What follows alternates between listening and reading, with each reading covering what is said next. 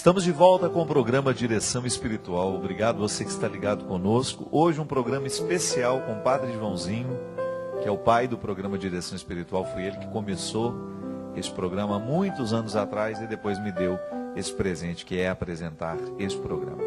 Hoje nós estamos falando sobre o tempo do advento. E antes de ir para o intervalo, o Padre Joãozinho falava do papel Papai Noel, né? Afinal de contas era um bispo que acabou sendo modificado. A gente às vezes acha que é uma tradição muito antiga.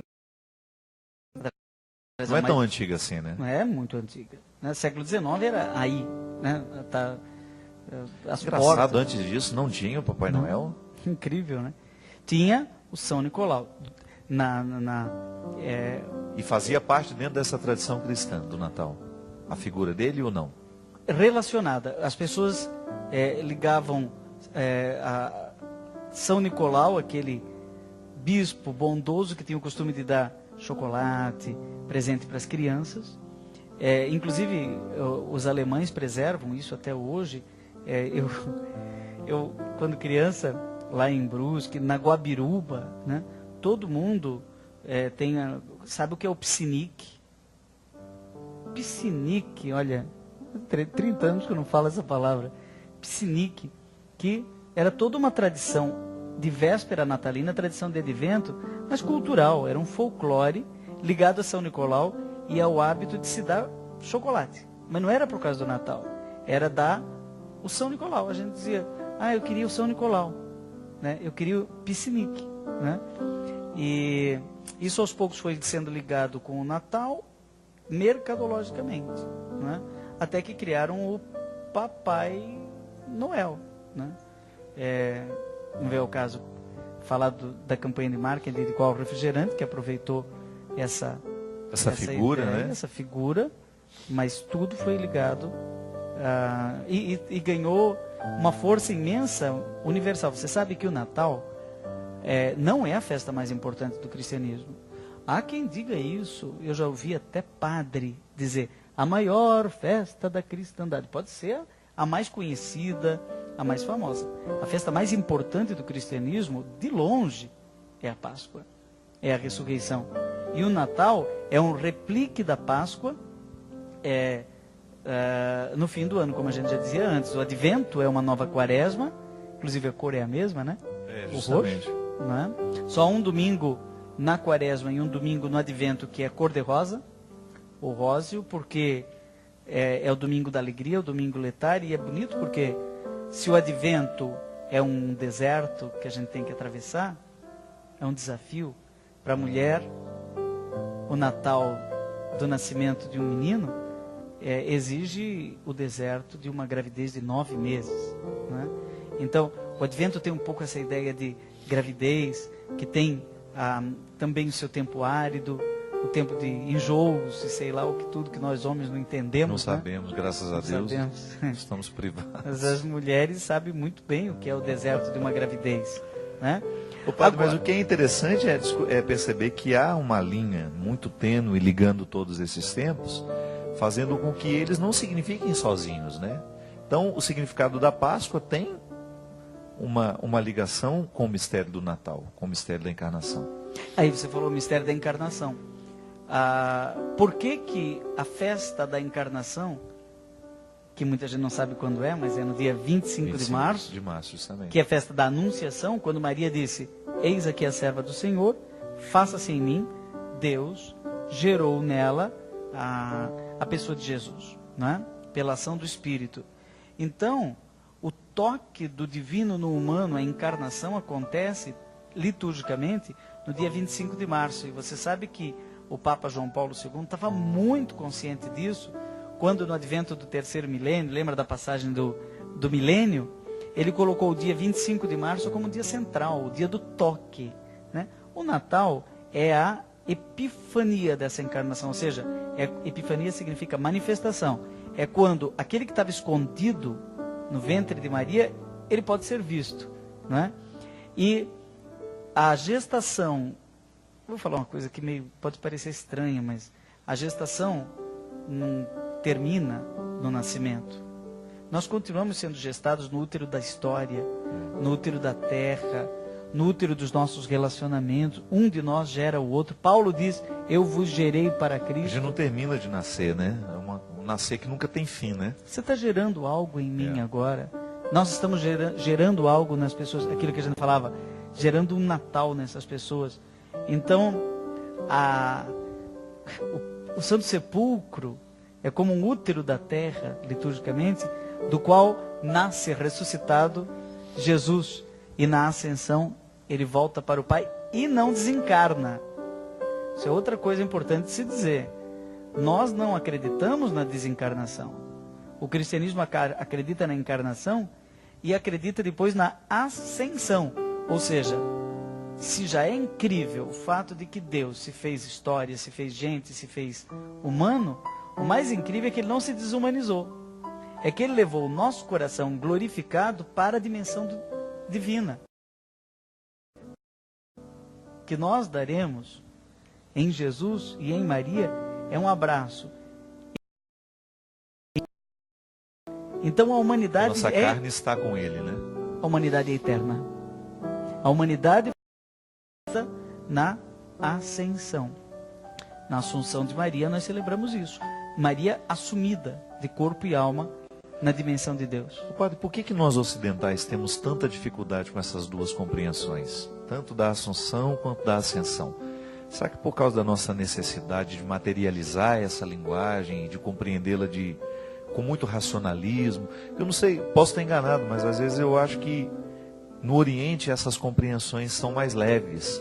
Parece que elas não agridem tanto no momento em que elas são tratadas. Talvez o Oriente não seja... É mais místico e menos fotográfico, menos cinematográfico. A imaginação não tem necessidade de tantas imagens concretas. Dessa representação concreta, né? Quase que um cinema, né? Jesus subindo. Na verdade, ele vai sendo assumido na sua humanidade, na dimensão do céu. Quer dizer, o céu, depois da ascensão, ficou humano. Você não acha mais humano. Que a igreja precisa quase que se desafiar a falar dessas coisas com mais mística e menos explicação? Por isso a liturgia. A liturgia, a gente está aqui falando sobre liturgia, mas a liturgia é um alimento, não é? Isso está perpassado sem explicar, né? De repente você mergulha nessa experiência litúrgica de falar com Deus e não falar só sobre Deus. Eu tenho sido um crítico, Fábio, contumaz, da maneira como os nossos... Vou ser um pouco agressivo aqui, mas conscientemente. As nossas liturgias estão sendo profanadas por excesso de comentários, excesso de criatividade, excesso de explicação. É muito comentário, se explica demais. A vela está acesa porque significa a luz. Não precisa, gente. Acabou, põe né? o dedo que queima. Apaga a luz que ela brilha. A gente tem que explicar aqui, né? O programa é para isso, a catequese é para isso, os cursos que as nossas paróquias promovem é para isso, é para dar o momento da explicação, para que na hora que a gente for celebrar, a gente já esteja munido da explicação e a gente possa absorver o que vai ser celebrado. A importância de uma emissora fica católica pedagógica, como didática, né? O tempo todo aquela celebração didática. Não, isso não existe, porque liturgia não é catequese. Por sinal, nós temos que recuperar a dimensão da catequese litúrgica, claro, ou da liturgia na catequese. Explicar. Sabe como se chama isso? Chama mistagogia. Ou seja, é a iniciação ao mistério. Então, claro que nós precisamos de uma iniciação ao mistério. É preciso exercitar o relacionamento com Deus, não é? Até o padre. Mas aí é a explicação profana. Eu acho. Quase. Eu gostei. Eu acho que certos comentários são tão longos. Desculpa, meu irmão padre, mas eu tenho que dizer isso. É o tal do pronto falei, né? Última vez que eu estive aqui, eu falei isso, no outro dia saíram 3.000 livros. Pronto falei, o novo livro aqui. Tem aqui, ó, tô vendo ali na estante. O meu pronto falei de hoje é o seguinte. Certos sermões são tão compridos e tão mal preparados que são verdadeiros sacrilégios, né? Não são só profanações, são verdadeiros sacrilégios, porque não permitem que se reze. Adélia Prado sua amiga e conterrânea, mineira lá de Divinópolis, diz, citando Jung, aquele psicólogo, né, que muitas vezes um dos melhores lugares para a gente se esconder de Deus é a igreja. As igrejas, né, o templo. Porque tem alguém tocando um violão, né? Não é o caso do teclado, né, Cristiano? Tão bom. Se estiver sendo tocado bem, né? Se estiver sendo tocado ajuda, bem, né? A música, né? Toda contexto celebrativo, se ele não é bem preparado, ele agride, ele deixa de ser sagrado. É engraçado isso, né? Esses dias eu celebrei uma Passa missa. a ser diabólico. Celebrei uma missa, é breve, no final de um encontro de diretores de colégios católicos em Brasília. E tinha que ser breve a missa, tinha que ser de 40 minutos, porque todos iam pegar avião e tinha um horário bem marcado. Olha, padre, o senhor não pode passar dessa hora. Então, apagamos a luz, deixamos uma vela acesa e celebramos uma missa de acordo com o rito, sem precisar falar alto, né? Falando suave, tudo apagado, a luz. E estava todo mundo naquela adrenalina, de repente foi baixando a adrenalina e a gente experimentou que a simples celebração do rito, sem muita música, um refrão, 2 ou 3, no final, uma irmã religiosa já idosa, que era sacristã do dia, chegou para mim e disse, eu não tinha posto muita fé nesta missa aqui, mas vou lhe dizer uma coisa que o senhor pode achar esquisito. Hoje eu até consegui rezar. Olha que bom, né? Mas eu pensei, mas irmã, a gente só entra na missa para rezar. Ela falou, mas padre, vou lhe fazer uma confissão. Né? Eu, como sacristã, não tenho conseguido rezar em muitas missas. Então, meu professor de liturgia me ensinou uma coisa que eu nunca esqueci. Serginho Vale? Serginho Vale. Quando ele um grande tava abraço, Serginho, um grande homem, grande conhecedor da liturgia. Ele me disse uma vez, quando estava me ensinando a rezar a missa, em 1992, eu falei no bloco anterior que eu estou completando 20 anos de padre, 2012. Então, no advento de 1992, ao terminar o ano, eu e outro colega que seria ordenado sacerdote, fizemos um retiro de preparação, e ele foi à Redenção da Serra, no interior aqui do Vale do Paraíba. Ele foi lá e ensinou a gente, deu dicas de como rezar a missa. E a certa altura ele disse assim, mas eu vou dizer uma coisa só para vocês, que vocês nunca vão esquecer. Por mais que vocês tenham técnicas para rezar de um jeito ou de outro, não esqueça que você tem que rezar a missa. Reze a oração eucarística, reze o Pai Nosso, reze a consagração, reze a proclamação do Evangelho. E quando eu entro para celebrar qualquer missa, Fábio, parece que eu estou ouvindo ele me dizer assim, reza. Não é teatro, é oração. Sabe, eu vi um filme, foi até na viagem que eu fiz aos Estados Unidos, eu assisti um filme que, muito simples, assim, era a temática do filme era um concurso de corais cristãos, e aí uma comunidade que era muito desacreditada e faz de tudo para chegar àquela competição. E eu achei muito interessante porque aquela que regia o coral, na hora que começou o ensaio, uma menina que fazia o solo, ela ouviu e a menina cantava muito bem, inclusive era a filha dela, ela parou, não, para com isso. Eu não quero que você exiba a sua técnica na hora de cantar. Aí vem a frase, ela fala assim, eu quero ouvir Deus através de você. Se você não me fizer sentir que Deus está falando comigo através da sua música, você não está cantando direito. E aquela definição para mim foi, sabe quando encaixa no coração da gente, né? Eu estava desprevenido, né? Vendo aquele filme assim de maneira tão despretensiosa, mas Deus me visitou com essa verdade, padre. Eu acho que esse é o nosso ofício. Com certeza, se as pessoas não ouvirem Deus através da gente, não vale fazer o que a gente faz. O né? Papa Bento XVI, que aliás está publicando agora o seu 3º volume sobre Jesus, que é a infância de Jesus, já sai a primeira edição com 1 milhão de exemplares. A primeira edição de 1 milhão, em 20 idiomas. E logo, no ano que vem, vai ser traduzido em 70 idiomas. Imagina, 70 idiomas, né? Esse homem, idoso e fragilizado já na saúde, ele disse recentemente para nós, padres, mas poderia ser dito para qualquer cristão, mas para nós que temos o ofício de rezar a missa, ou qualquer outro sacramento, ele falou o seguinte, Você, que é sacerdote, quando entra para o altar, deve ser transparente. Fiquei pensando, mas como assim? Eu fui ler o resto, né, que ele falou. Ele disse, olha, as pessoas ao olhar para você, elas não te enxergam. Elas enxergam para além. Como quem olha para uma janela, está fechada, tem um vidro transparente. E ela vê lá fora árvores, ela vê pessoas, ela vê carros, ela vê montanhas. E ela nem lembra que tem um vidro, né? Então, a transparência do sacerdote é fundamental. Alguém se aproxima do sacerdote na confissão e vê Jesus do outro lado da janela. Nós somos uma janela, né? Por onde as pessoas precisam ver Jesus. É o desafio nosso, Fábio.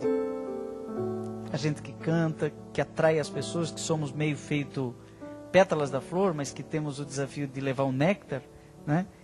Temos sempre dentro de nós essa sombra, quase que esse fantasma, né? Terrível, de que as pessoas estacionem em nós, né? Estacionem nas pétalas e não cheguem ao néctar. Porque se um beija-flor ou se uma abelha comer uma pétala de flor, ela morre. E se um cristão estacionar na figura do padre, pelo fato de cantar bonito, de ser um artista, ou de estar aqui na televisão, ele morre espiritualmente. E nós não podemos permitir que as pessoas morram espiritualmente.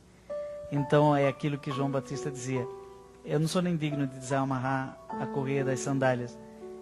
Importa que ele cresça e eu diminua. E aí a gente olha para um João Paulo II e vê Jesus. E daí a gente olha para uma Madre Teresa de Calcutá e vê Jesus. Advento é isso, né? É a gente conseguir diminuir na dimensão de si mesmo e crescer na dimensão de Cristo em nós. É a sua introdução, aquilo que você falou no início desse programa. Nesse tempo de egos tão inflados, né, Padre? Como é fácil, né, a gente inflar o ego. Como é fácil a gente cair nessa pretensão de que nós somos grandes, que nós somos importantes. Que bobagem, né? Sabe o que a gente é? Caminho inverso, né? A gente faz. Sabe o que a gente inverso. Eu não vou dizer a palavra em português, porque não cai bem aqui. Mas ela está na Bíblia. E ela foi dita por Paulo, que não tinha papas na língua. Na língua. Quem começou essa história do pronto falei foi Paulo, né? Você lê as cartas de Paulo, como é que ele pôde dizer isso daí e continuar vivo, né? Os próprios colegas, às vezes, não entendiam muito bem o que ele falou. Pedro é que falou, né? Quando reclamaram do que Paulo estava falando, Pedro disse, olha, ele fala umas coisas complicadas, mas deixa que para Deus um dia é como 1000 anos e 1000 anos é como um dia.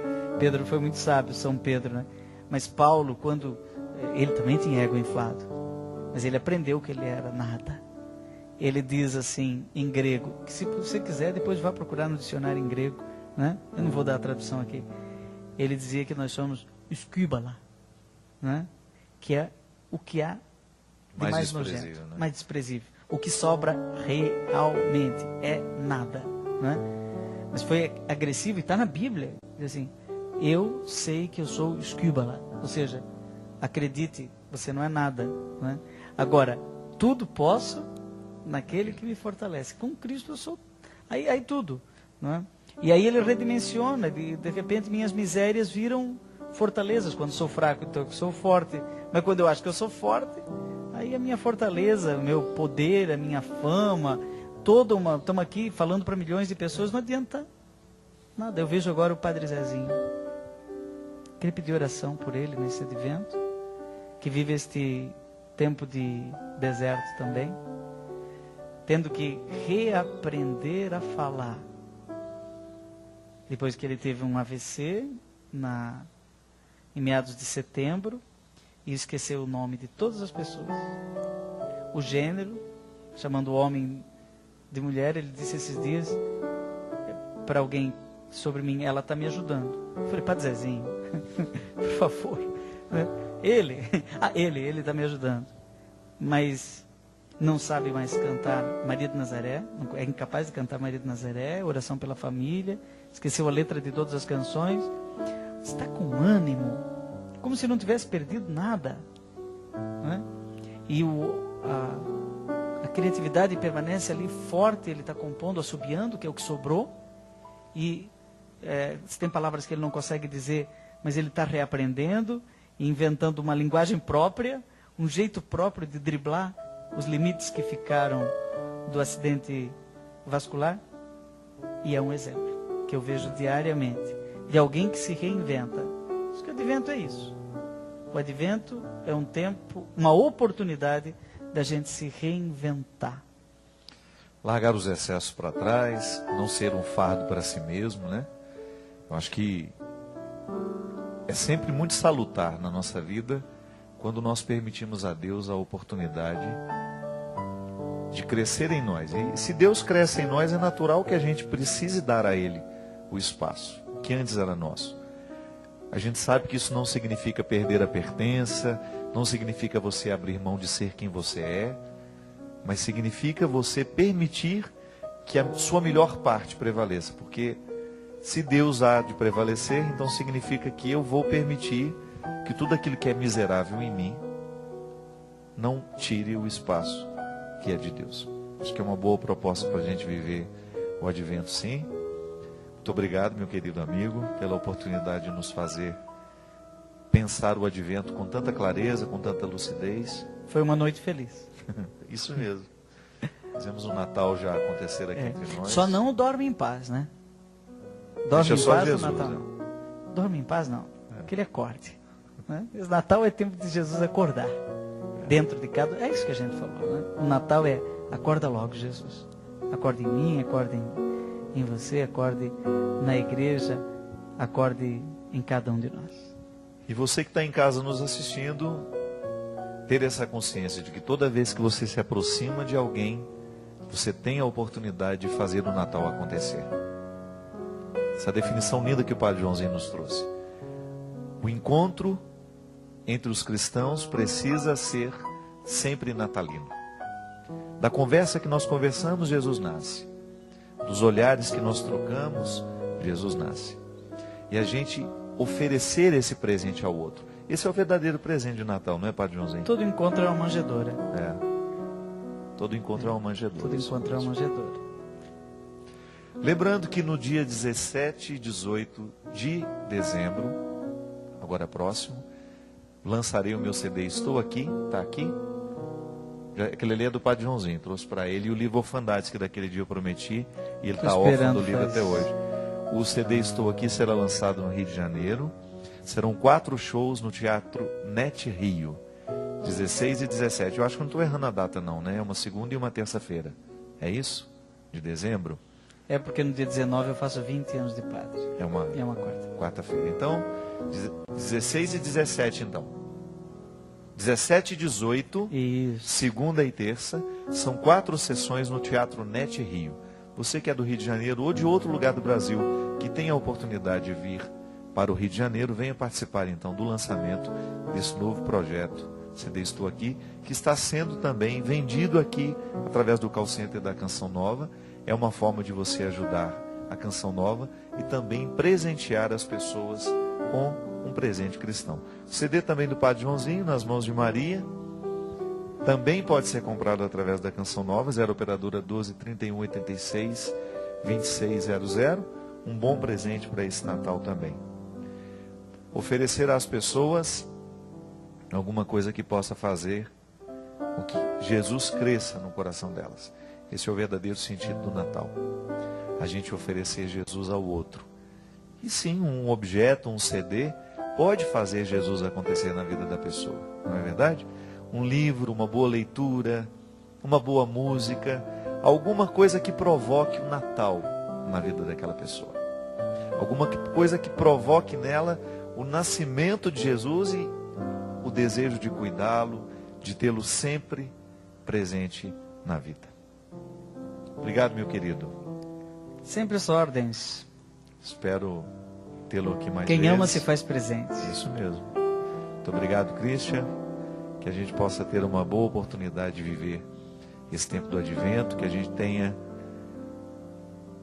um período muito fértil de crescimento em Deus, de oferecer a Deus esse território do nosso coração para que Ele possa armar o seu acampamento em cada um de nós, para que quando nós olharmos uns para os outros na noite do Natal, a gente tenha a oportunidade de dizer, liturgicamente, Ele está no meio de nós.